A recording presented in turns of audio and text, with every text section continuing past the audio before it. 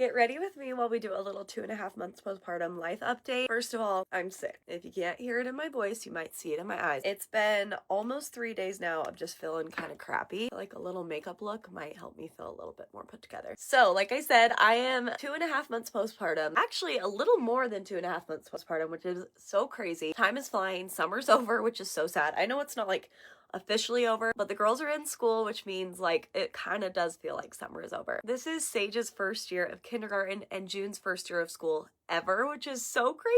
I feel like it was a very monumental first day of school for both of them. Of course, I was super emotional about it. But they've been in school now for almost 2 weeks and they are loving it. I'm so happy about it. I knew Sage was gonna love it because she's always loved school, but I was so curious how June would do, and she has absolutely killed it. There's not been one day where she was like sad or scared or nervous. She just walked right in day one. I will say, biggest thing I've noticed with June is that our girl Junie gets so tired in the afternoons. You can just tell that like this extra activity that she has in her day is really wiping her out, and it's the cutest thing ever. In the past 2 weeks, she's fallen asleep pretty much every single day in the afternoon if we're driving in the car. So definitely wiping my girlies out. Sage even, I can tell, is like a little bit more tired, but I'm so happy that they are doing so good. They are at the same school, which is really, really fun. It's a new school, so it's different than what Sage has been going to. I picked this school because they go together, which for this phase of life was just very necessary for me. Multiple drop-offs at different locations was just going to be really hard, especially with a newborn. So that drove the decision a lot, but also we knew that this was such a good school. My niece Quincy goes there, so we knew it was a good school and it just felt right, and I'm very excited that they are loving it. Hayes is doing so good. I feel like he's honestly been a very consistent sleeper. He's waking up at most 2 times at night to eat, which I know is incredible. I feel like I can't even really remember, but I want to say he's been my best sleeper. So very grateful for that. Up until this week with the sickness, I honestly felt like the sleep situation was totally manageable. I was able to do most of the things in my day and feel like I had a good amount of energy, but this sickness is like wiping me out this week. One kind of difficult but okay update is that my milk supply is rapidly dropping. This is around the same time that it happened both with Sage and June, and I know a lot of you are going to come at me and be like, there's so many more things you could be doing to increase your milk supply. I know my body, and this is just what's happening, and we are just moving forward. Fed is best. I imagine within the next couple of weeks, he will be exclusively on formula. I say fed is best, and I truly do believe that, but I'd be lying if I said it's not really hard to feel like your body's not doing what it should be doing for your baby. And I know that it's normal, and a lot of other people experience this, and it's okay if your milk supply is not like booming. I have a lot of friends and people in my life who it seems like they could breastfeed forever. I think that is so cool. That's just not what my body does. But what I am super, super grateful for is that the transition to formula and bottle has been so seamless with Hayes. It was really, really tough with June when my milk supply started to drop. She like refused to bottle for almost a week straight. But luckily Hayes is doing really well with this bottle breastfeeding combination for now. So very grateful for that. It's been so fun with Hayes because in the past like week or so, he's become so aware. Anytime you catch his eye and smile at him, you get a smile back. We have one more kind of summer trip. We're going to Newport Beach with Sam's entire family. Sam has 3 siblings and then 6 step siblings, and everybody is going to Newport. We're doing a day at Disney. It's going to be a really, really fun trip, and the girls are super excited. And then beyond that,